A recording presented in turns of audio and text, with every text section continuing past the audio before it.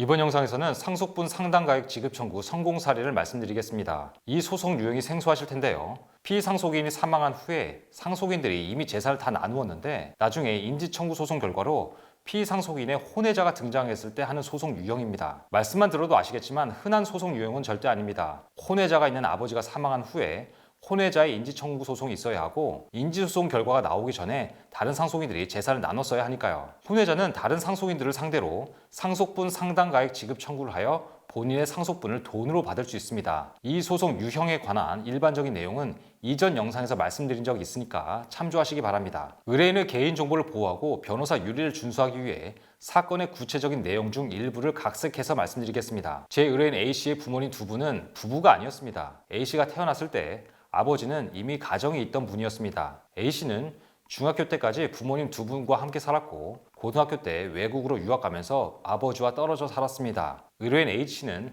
아버지의 호적에 본인이 없다는 사실을 성년이 되고 한참이 지나서야 알았습니다. 그런데 몇 년 전부터 아버지와 연락이 뜸해지기 시작했고 마지막으로 통화하고 얼마 지나지 않아서 아버지 전화번호가 해지되었다는 사실을 알았습니다. 아버지 건강이 안 좋았다는 사실을 알았지만 막상 아버지와 연락이 끊기자 A씨는 아버지 걱정을 많이 했고 한국에 들어오기에 앞서 한국 변호사에게 상담을 받아보기로 했습니다.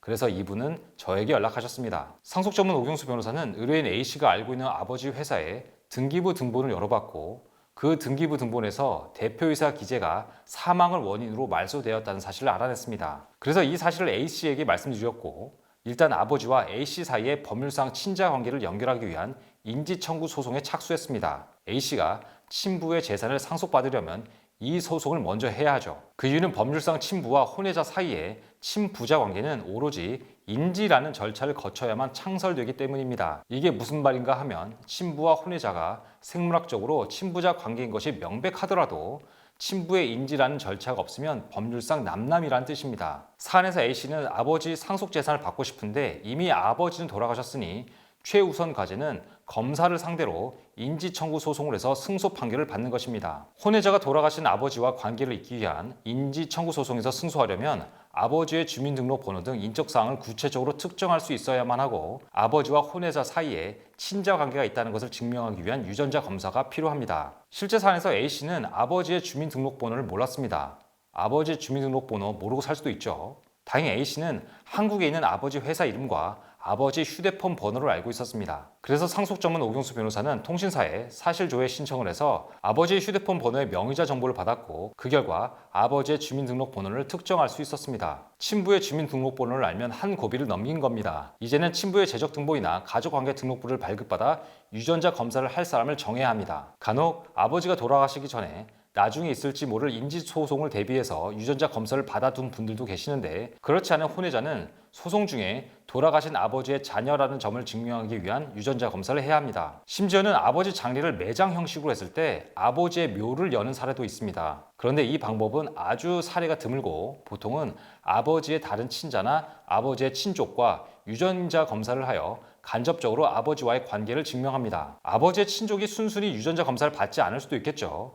이 과정이 어려울 수도 있습니다. 이럴 때는 보통 법원에 유전자 수검 명령을 요청합니다. 법원이 아버지의 친족에게 유전자 검사를 받으라는 명령을 내리는 것이죠. 이 과정을 몇 차례 해야 할 수도 있습니다. 실제 A씨의 사안에서는 망인의 다른 친자, 즉 A의 이복 형제를 지목해서 유전자 검사를 요청했었고 그 이복 형제가 유전자 검사에 응해서 큰 무리 없이 돌아가신 친부와의 관계를 입증할 수 있었습니다. 이 소송의 결과 혼외자 A씨는 법률적으로 돌아가신 친부의 자녀가 됐고 다른 이복 형제들과 동등한 상속권을 인정받을 수 있었습니다. 그런데 이 인지청구 소송 승소 판결이 나오기 전에 이미 다른 상속인들이 재산을 분배하고 상속세 처리까지 끝냈습니다. 그렇다면 A씨는 다른 상속인들 전원을 상대로 상속분 상당가액 지급 청구 소송을 하여 자신의 상속분을 보장받을 수 있습니다. 앞서 말씀드린 것처럼 혼외자가 친부 돌아가신 후에 인지청구 소송에서 승소를 했는데 친부 재산이 이미 다 정리가 되면 다른 공동상속인에게 본인의 상속분을 돈으로 달라고 할 수 있습니다. 이 사안에서 상속 전문 오경수 변호사는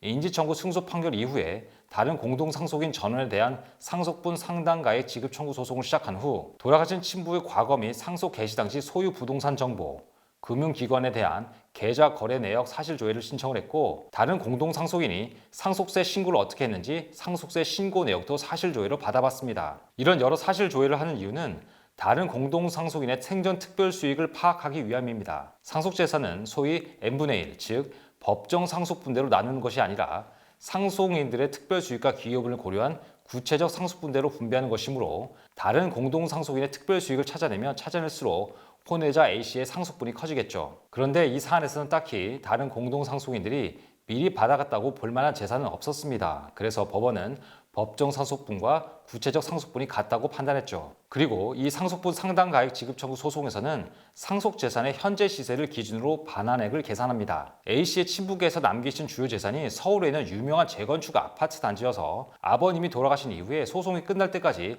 아파트 가격이 그동안 꽤 올랐었습니다. 그럼 그 오른 현재 가격을 기준으로 반환액을 정합니다. 이 소송의 결과 A씨는 7억 원이 넘는 돈을 받을 수 있었습니다. 물론 상속세를 다른 상속인들이 이미 처리를 했기 때문에 A씨의 상속세 분당 부분은 공제하는 게 맞겠죠. 이제는 이 돈을 A씨가 거주하는 외국으로 송금하는 일이 남았습니다. A씨는 본인의 상속 지분을 돈으로 정산받은 것이라 구조상 상속 지분을 타인에게 매각한 것과 같아 양도소득세를 납부해야 합니다. 이 양도소득세까지 납부 완료되어야 해외로 이 돈을 송금할 수 있는데, 이 부분은 나중에 기회가 되면 별도 영상으로 말씀드리겠습니다. 오늘 영상 좋으셨다면 구독, 좋아요, 알림 설정 꾹꾹 눌러주세요. 오경수 변호사의 상속 포커스, 여러분이 궁금해하는 법률 이슈와 확실한 정보로 돌아오겠습니다. 감사합니다.